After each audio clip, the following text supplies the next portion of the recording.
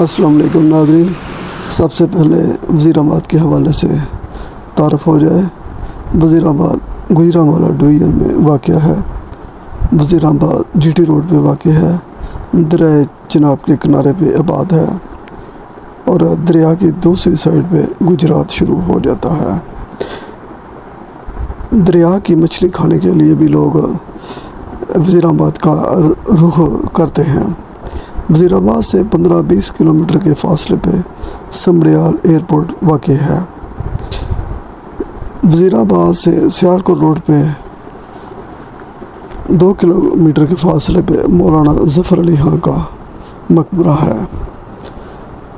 مولانا ظفر علی خان 19 جنوری 1873 میں کوٹ میرٹھ شہر وزیر آباد میں پیدا ہوئے۔ انہوں نے اپنی ابتدائی تعلیم مشن ہائی اسکول وزیر آباد سے مکمل کی اور گریجویشن علی گڑھ یونیورسٹی سے کی۔ کچھ عرصہ وہ نواب محسن الملک کے سیکرٹری کے طور پہ بمبئی میں کام کرتے رہے۔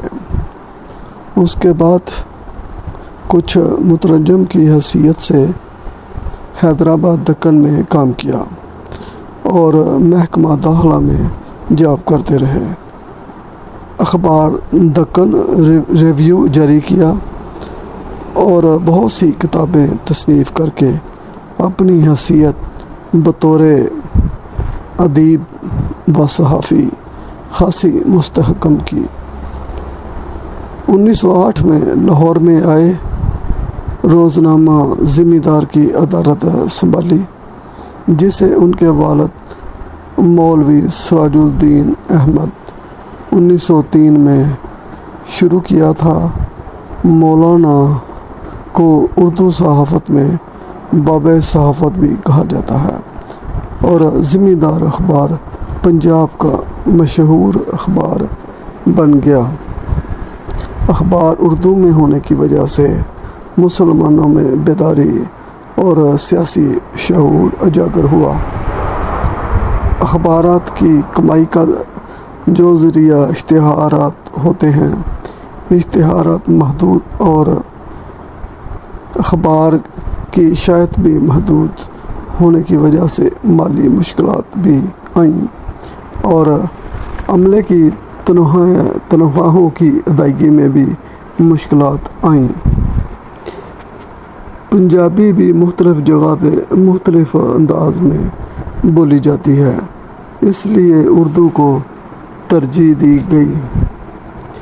اس طرح اردو انگریزی کے ساتھ پنجابی کی اہم لکھی جانے والی زبان بن گئی۔ دونوں تقریباً ایک جتنی مقدار میں سرکاری اور تعلیمی زبان کے طور پہ استعمال ہوتی رہیں۔ پنجاب کے دانشوروں، لکھاریوں، شاعروں اور صحافیوں نے، جن میں سر فہرست علامہ اقبال اور مولانا ظفر علی خان تھے، دلی اور لکھنؤ کے بعد پنجاب نے اردو کی ترقی میں انتہائی اہم اور کلیدی رول ادا کیا تھا۔ مولانا ظفر علی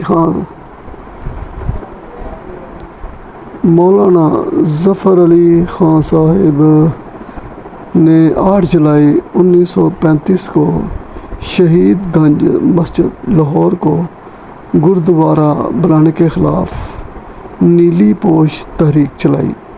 اس تحریک میں ان کی جماعت نے نیلا لباس پہن رکھا تھا، اس لیے اس کو نیلی پوش کا نام ملا تھا۔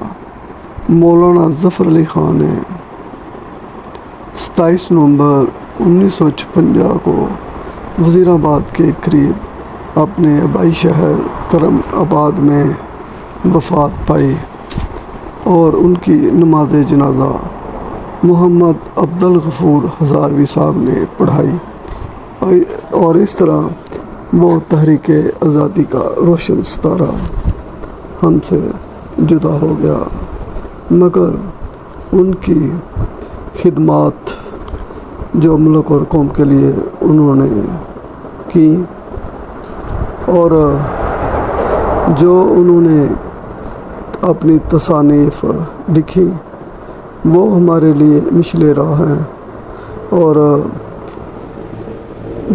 جس طرح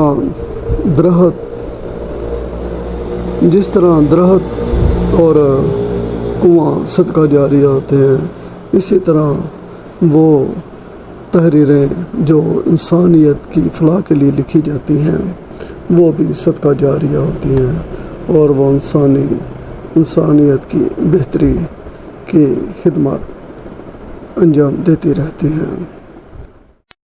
ناظرین، مولانا ظفر علی خان صاحب کا جو مقبرہ بنایا گیا ہے بہت ہی خوبصورت بنایا گیا ہے، اور اس کے ساتھ سرسبز و شدہ پارک بھی بنایا گیا ہے، اور اس کے ساتھ ایک مسجد بھی بہت خوبصورت ہے، اور ساتھ میں ان کی رہائش گاہ بھی ہے۔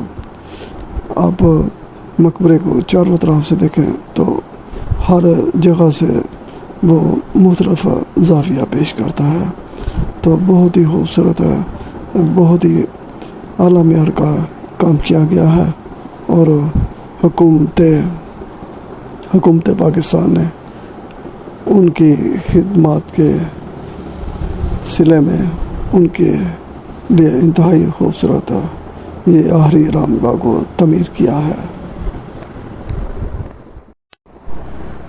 یہ مقبرے کی جو چار دیواری ہے اس پہ دیوار پہ بہت خوبصورت پینٹنگ بھی کی گئی ہے، اور اشعار بھی لکھے گئے ہیں، اور دیوار پہ چاروں طرف دیواروں پہ تختیاں لگا کر ان پہ خوبصورت اشعار لکھے گئے ہیں جو کہ بہت ہی وہ خوبصورت منظر پیش کرتے ہیں۔